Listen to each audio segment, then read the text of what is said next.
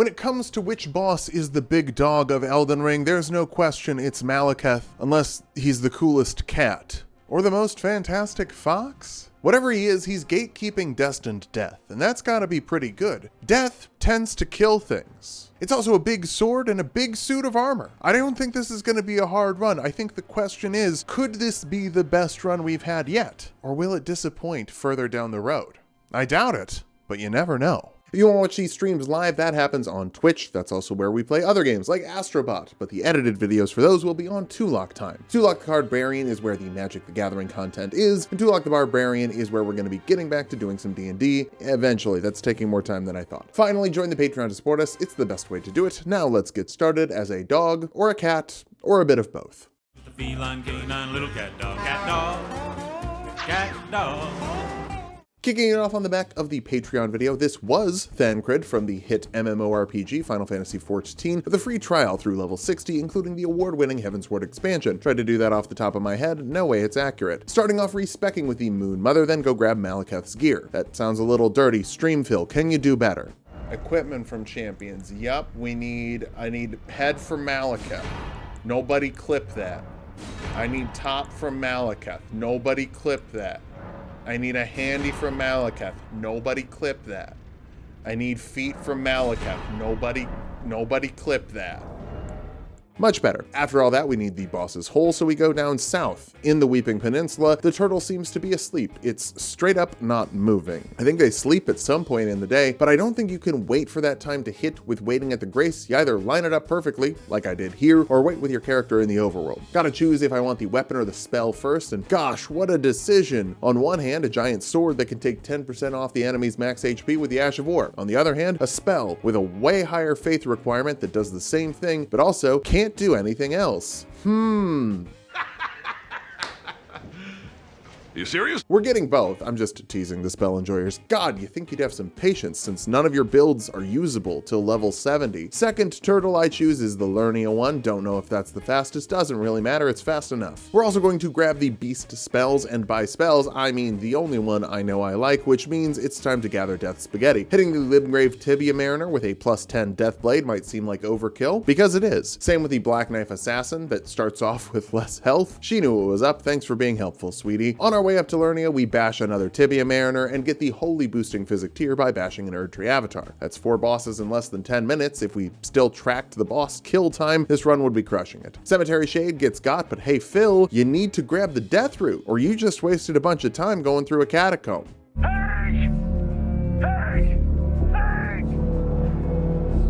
More Death Root from a third Tibia Mariner in Altus. This is the one with the funny Sands skeleton. It's right on the way to the Gelmir Hero's Grave, which is coincidentally a great place to grab Grave Gloveworts for our Spirit Ashes later. They're gonna be standard boys, more on them in a second. Can I just say I really hate Gelmir Hero's Grave? We messed up the jump to land on the chariot, so I have flasks.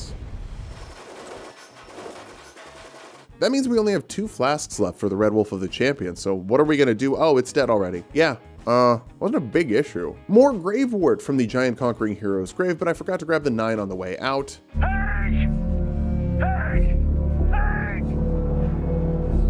Our boys will be the Beastmen of Faramazula. Can you guess where we grab them? Faramazula. I can't hear your guesses, but God, I hope you were right. Early preview of our fight with ourselves. We fight ourselves because clergyman gets hungry. That's why Catholics always have a little snack break. It's a lot of talking trying to get through a church service. This is also where I realized we missed our Death Root, so how about a 4th Tibia Mariner? With all of that done, we have our Boulder, we have our Death, we have everything we need for the run. But do we have what we need to get started with a satisfying and rewarding career in back-end web development? No, you can't get that from Elden Ring. You get that from today's sponsor, Boot.dev. That's right, gamers, this video is sponsored by Boot.dev, the best place to learn back-end programming. We're looking at a new year, gamers, 2025, and if you want that to be your year, maybe it's time you learn a valuable skill and get yourself a better job. According to Stack Overflow, the median salary for a back-end web developer in 2023 was over $100,000 a year. It's also a job you can do remotely, which means that if there's a job opening somewhere else, you don't have to move. You can do it from wherever. I think that's pretty neat. You can do that job in your pajamas. But this isn't a get-rich-quick thing. This is a learning a valuable skill thing. We're not going to the dragon barrow and hitting the dragon's toes, okay? We are fighting bosses and we are learning their patterns. This time, the bosses are just code, because you're going to ride a lot of code. And that's the best way to learn. The best way to learn how to beat a boss in Elden Ring is to battle it. And the best way to learn how to write code is to write that code. Boot.dev knows this, and they also know that gamification can make things more fun and more interesting and keep your brain engaged. That's why they frame everything up like a fun RPG, giving you experience points and leaderboards for the PvP fans out there. If you want to climb the leaderboard charts, you can. If you want to grind the XP, you can. You can figure out which ways best motivate you and go for that so that you're hitting your lessons and you're writing your code. Now, Boot.dev doesn't want you wasting your money on something that isn't for you. It might not be. That's why they offer all of their courses for free and a 30-day refund policy. You're only paying to add the gamification XP angle to it, which is really helpful. It helps keep you engaged. So click the link in the description and use offer code TULOK for your first month or your first year. Depends on what you buy. I recommend trying out a few of the lessons for free, figuring out if this is something that's for you, and then getting the full year so you get a bigger discount. Again, click the link in the description, offer code TULOK at checkout for 25% off a month or a year. Now let's get back to bringing these Beastie Boys to the big city.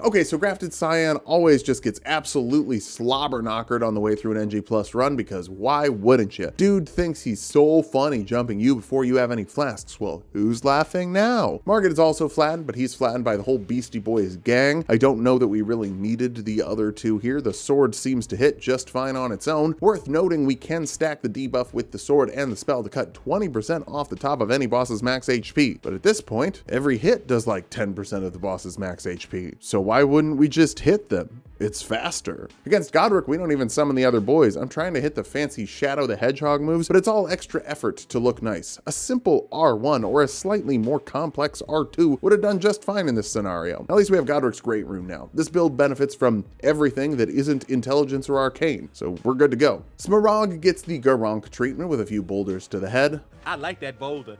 That is a nice boulder. Obviously, we don't have to fight it, but why not? It's not like the Red Wolf is going to take any time. I think this one's even weaker than the one in Gelmir. Ken Moon Grimpariat, Destined Death Edition. Answer, nope.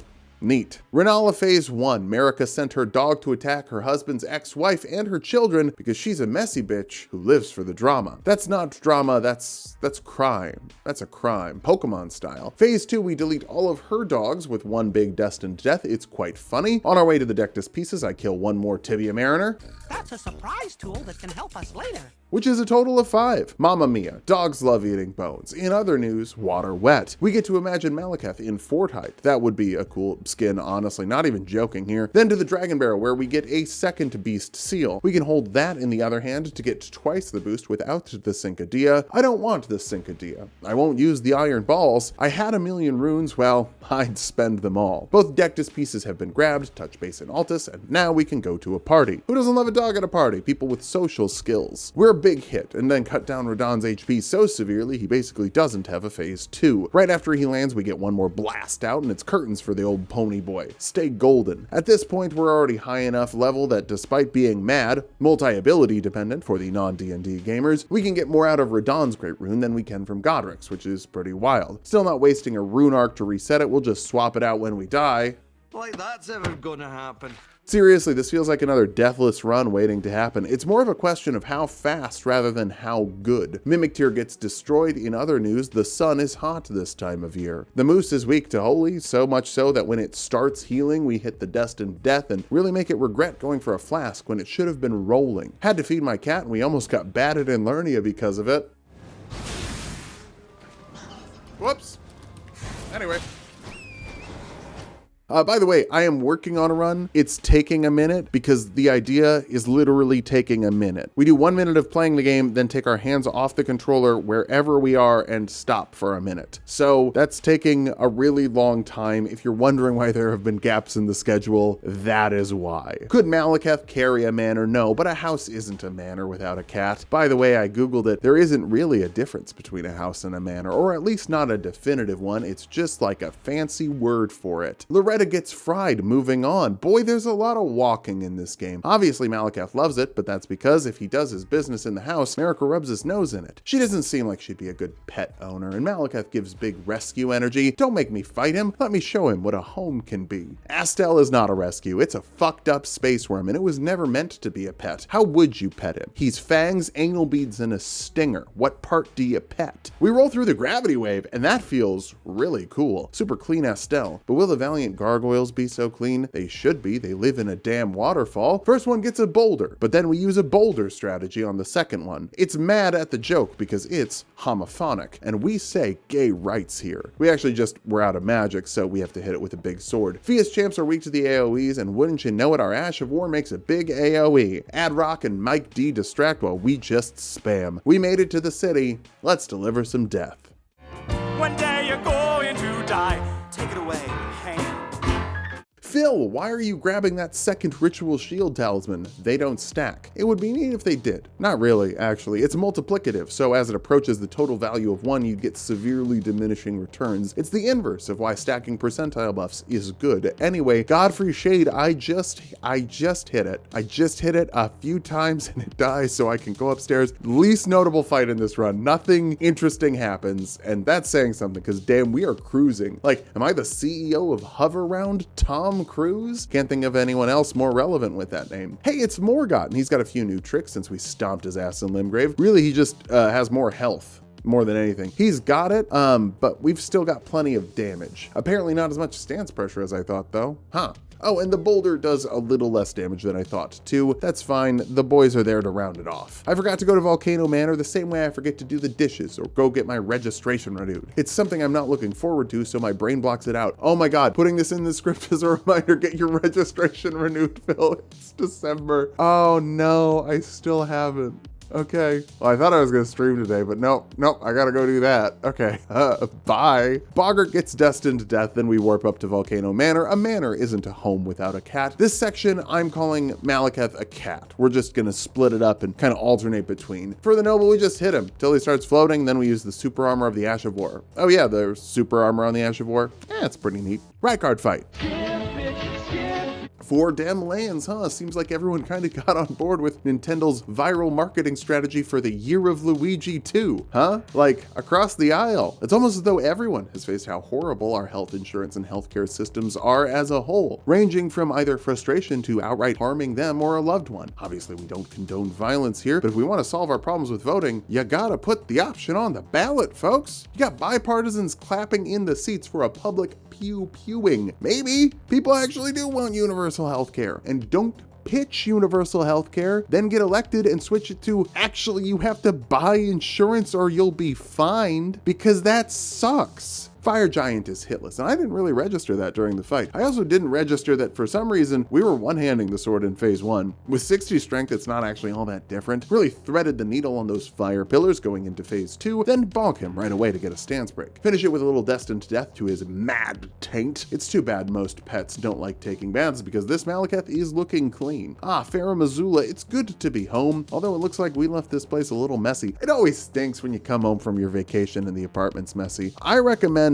before you go on vacation, clean the apartment. It's kind of nice. Also, first death, I baby jumped a gap. Lol. Godskin Duo heavily resists holy damage and apparently stance damage as well. Probably just because we summoned Burning, although the noodle goes down way faster. Swag jump, thank God we didn't baby jump there. Remember everyone, you can't be yourself until you beat yourself, which means we've got to beat ourselves off this map. Hey, phrasing! Phase 1 is always the trickier part, and it's not all that tricky at all. We get a stance break really fast and smack him on the ass. As he does the AoE destined death, we do ours, both of us miss. Embarrassing. We end with another stance break and a successful destined death.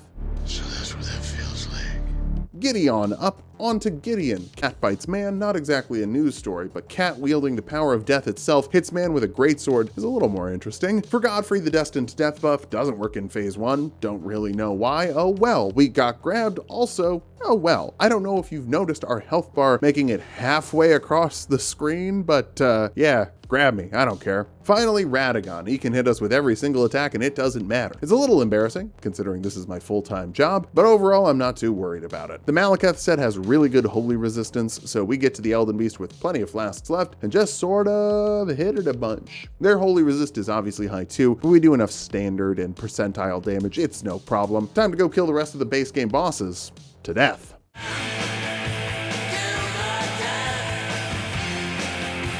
Blasigius Axe isn't vulnerable to things that normally do extra damage to dragons, but do you know what he is vulnerable to? A huge fudge-off greatsword and destined death. Quick stance break, then hit him with the double D right in the face. Double D is short for destined death, even though for other things, double D is quite big. We get another stance break at the end of the teleport phase and hit some double Ds right in his face. Carved him up like the engine of a motorboat. We really motorboated him with our double Ds. Apparently Maliketh isn't allowed into the Carrion study hall because they keep shooting at us. Rennala can have her dog in here. Why can't Marika's dog be in here? Just because Rennala owns the dog, hates Marika, and Marika isn't here because she's dead? All fine reasons, actually. Maybe Fia will let us be her new dog if we throw a few rocks at Fortisax's head. We whiff a lot, thanks to our beastie boys, it's enough to get it done. For Nile, each of his boys gets a little blade beam, then we break him down and give him the full 20% off combo. That's almost as good as the deal you get when you use offer code TULOK at checkout on boot.dev. Huh, yeah, that's a little freebie I threw, a little extra one for him. Head on down through the consecrated snowfield so Maliketh can beat Mohg a second time. The first time was on the Patreon poll. Ba-ba-ba. We get so close to making this a one-phase wonder, but the healing he does when he counts is just a little bit too much. Maybe we could have gotten it if we were just a little bit greedy. Remember, gamers.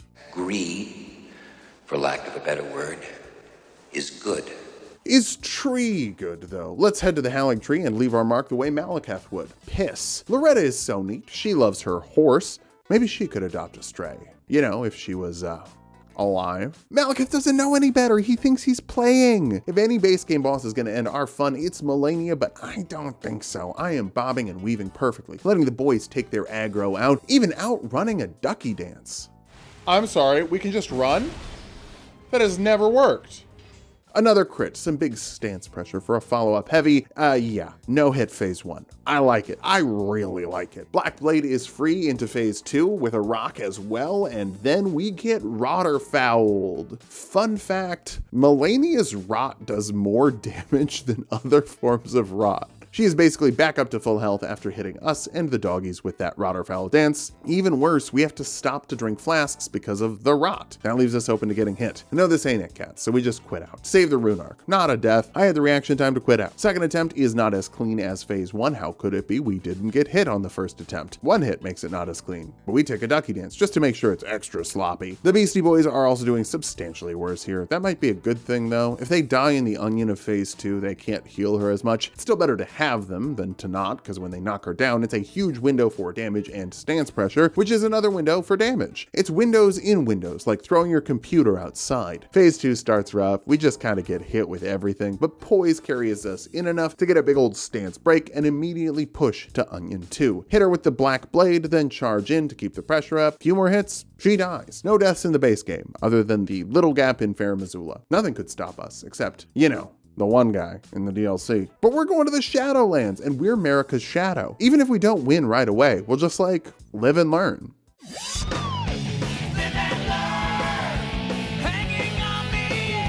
Oh my god, I figured out what kind of animal Maliketh is. He's got a black and red color scheme, calls himself Shadow. This dude is a Shadow the Hedgehog reference. He just needs roller skates and a couple of glizzies. Wait, he's obsessed with Marika? They just added a K to Maria. We're in the DLC. Much like Maliketh, nobody knows what animal the dancing lion is supposed to be. I'm gonna say tiger. Black Blade continues to be a disappointment. It whiffs a lot. Oh, hey, I haven't mentioned that that's a disappointment yet, but yeah, I think the Black Blade kinda stinks. 10% of the boss's HP is cool, but if I'm taking this wind-up time stat requirement, spending that much FP, and leaving myself this open to a punish by the end, a 10% should be permanent. Which it isn't. Ancient Dragon Lightning Strike is faster, and probably does 10% or more of a boss's HP. If you got 46 faith, throwing boulders is probably better. At least that has some moderate stance pressure. Bad for a weapon, good for a spell. Rilana gets sauced and tossed. I try to get the 20% combo off at the end just because it feels like something I should like try to do with this build. I succeed. I'm doing it right. I'm just saying Black Blade ain't worth the time. Just hit stuff with the R1. It's better. To be fair, I don't think Destined Death is a particularly strong Ash of War either. The run's going well because we have big sword and heavyish armor. Here's what it is. You know what it is? It's Hyper Beam. When you're a child playing Pokemon, you think Hyper Beam is the best move because it does the biggest number of damage, and that's gotta make it the best. Then you grow up and you realize Body Slam's better. Hell, Headbutt is better. Hyper Beam is just a flashy meme option. It's bait. Gaius is weak to holy damage. Half the damage of this thing is holy damage. More like a third, I guess, but that gets boosted because he's weak to it, so we just kind of roll over him. It's Hedgehog versus Warthog, and I guess Hedgehog wins. Shocking. I'm working out a new route to tackle the New Game Plus run, so we're actually heading through the Dragon's Pit next, bopping 2 dragon men on the way, the second of which gets fully bullied into the wall. Dude does not get to move. Funnily enough, he's always flattened when we hit the Destined Death though, so the debuff never hits him. It's a little silly. The reason we're cutting through here is you can drop down to the Cerulean Coast from Charo's Hidden Rave, which lets you skip waddling down that stupid side path that you have to go on to get here, since you already need to do the Dragon's Pit Grace anyway. I think it's better routing, not totally sure, but we're coming here first to get the Grace, to go do the Finger Ruins Part 1 so we can talk to Meteor and have Jolan for Mesmer. Not talk to Meteor, fuck. Talk to Ymir. I misspoke. Which means Putrescent Knight is the 4th boss since we're down here. Also, he's weakest to holy damage. Perhaps I treated you too harshly. Yeah, holy damage is probably the best thing for the DLC. No wonder Marika made this land her bitch. Putrescent Knight just gets a bunch of black blades. I don't want to deal with chasing him down. It whiffs a lot, and for the FP cost, damn, put some tracking on it. Would it kill you? No. Would it kill the bosses faster? Certainly. Mesmer is so easy, he's weak to holy damage, and we beat him without even trying the first time, and then quit out. I forgot to talk to Ansbach, so we go deliver the scroll, and then go back to the boss fight. So nice, you do it twice. Ansbach better pull his weight in Radahn, otherwise this was a waste of time. I doubt it, but you never know. Second try also goes very clean. I was a little worried he would wash us, but no, we washed him twice, which isn't what he wants. He wants Marika to wash him. That's so weird. Maliketh would hate getting a bath from Marika, but Mesmer keeps talking about how much he loves bath time. That guy needs therapy. After running around and touching fingers, then smacking Anna without spending any resources, we get to Meteor, who isn't weak to holy damage. Unprofessional bullshit. But she does sort of just float in the air for the Omega attack, so Black Blade. I'm not denying that having a ranged option on a character build is good, I just think this ranged option is kind of meh. Head down to the base, it's Shadow the Hedgehog versus Flowey Undertale. Haven't seen a fan fiction where they fight, but I've read some other ones where, oh, you know what, we don't have to talk about that. We hit the head. I was trying to throw rocks at it, but it squirms away too much, so we gotta finish it off with the sword. The bosses that have the most holy resistance are always the ones who deal holy damage. We resist holy damage, it's a wash. Lots of washing in every meaning for this run. Jory is another one with holy damage that might resist it. I don't know. I didn't look up her resistances. She's just kind of frail. Oh boy, it's the Stealth Forest. Skip. Midra is weak to holy. It's another one we use our Poise Boys to greed in. Greed is good after all. Get a little mad, but that's no problem. The first time. The second time it stun locks us and then we die. Midra is the first boss to kill us. That's kind of embarrassing considering we should have an advantage, but he's pretty hard. I don't feel too bad about it. Then we hit him with the second attempt with a little thing called self-control, which Midra wouldn't know anything about. Well, I endured the pain of impulsion to keep the madness within myself. Dude, sometimes I have to not press R1 when I want to. That's self-control. Romina rots us, and yeah, it does a lot less damage than Malenia's. I'm actually glad they didn't just put in 11 bosses harder than Malenia in the DLC. That would have been pretty terrible, but it is wild that she's still the second hardest boss. Honestly, maybe even harder than Radahn. They're both baloney, but in different ways. Like Malenia has the super armor and the self-healing. Radahn just goes invincible so many times. They both have ridiculous combos that are very difficult to dodge. It's another wash. Wash is the word of the day. I'll just lean into it. We washed Letta and her goons so fast, they didn't even get an opportunity to goon as a team. It was just solo gooning, one after another and making a big old mess. Radahn is weak to holy in phase 1, which should make it go a little faster to get to the bad part, but he's still hard even with that nerf. First attempt, we get a stance break to crit him during the nuke. Love that for me. Our holy Holy Resistance is good enough that the combos aren't actually totally shredding us, but they aren't exactly tickling either. He can still just delete half of our health bar in one combo, which is what happens to us here. Attempt 2, I greeted in too fast and got. Basically, the strategy is don't get a stance break in phase 1. Stick to R1s. You're still getting good stance pressure from them because this is a colossal sword, but I just keep getting bodied because I'm being too greedy. Eventually, we do a few runs without Mr. Ansbach because he just throws sometimes. Like, there are runs we could have won if he took the aggro for a second. And that ends up being the ticket. Radahn tries to open up with the suck, but I don't buy that. A little earthquake combo, my favorite to punish. We're still totally solo, saving our beastmen until he flies up, so that he can immediately wreck them with the meteors. Phase 2, we just gotta take a nuke to the face, but we stance break him out of the meteors. Pretty huge. The damage also looks so much better when Ansbach isn't here. Let the Beastie Boys take aggro for a little bit so we can hit some blade beams, then a destined death before he jumps. Big long combo lets us get off a fully charged R2 at the end. We almost bite it, but I can heal up before he goes for a grab, and that was all it took. What a fool. Then we just go get our victory lap and clear out Bale. It's super easy, so I'm gonna do a little review of the build while we just, kind of beat up Bale. Great boss. Still great boss, just, it's Bale. I'm pretty good at the fight. The build is great, obviously. We struggled a bit against Radahn. I'm not counting the quit out against Malenia and the one death against Midra as struggling, but I don't think the things that make it good are the unique stuff for the build, if that makes sense. Like, the armor is good, a Colossal Greatsword is pretty good, but there are other Colossal Greatswords, specifically ones that let you customize them, and they're Ashes of War. Zweihander and Greatsword are both longer, and the flexibility from movable Ashes of War would make them a better option, in my opinion. I was also going to mention other Colossal Swords with better unique Ashes of War, but there really aren't.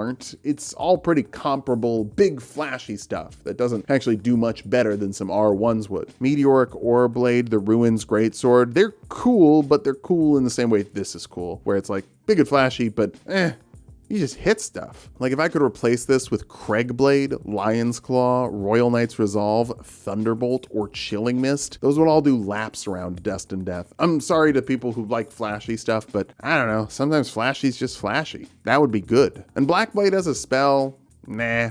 Just throw a rock. Really, the best unique thing about this build is the Beastie Boys, a couple real 9-to-5ers. Nothing tremendous, but there's 2 of them. They're decently bulky. They're just kind of fine. So I'm going to say A tier, not S tier. There's just obvious ways to improve this build, even if it is still pretty damn good. In the end, Maliketh was a good boy. Just not like a great one. Thanks for watching. If you like the video, subscribe for more. We're going to be doing some more of these, and we're going to be trying a little new format. We're actually going to be playing some Bloodborne 2. That's not the new format. There's a lot of ideas. I'm going to try and mix it up in the new year. Also, hey, Night Rain. That's going to happen, so we'll probably play that a little bit. Tulok Time is where we're playing other games like Game of the Year winner, Astrobot. Go check that out. Tulok the Cardbarian is where we play Magic the Gathering and do Commander stuff. Check that out. And Tulok the Barbarian is where we're going to get back to doing some D&D here eventually. That's just taking a little longer than I thought.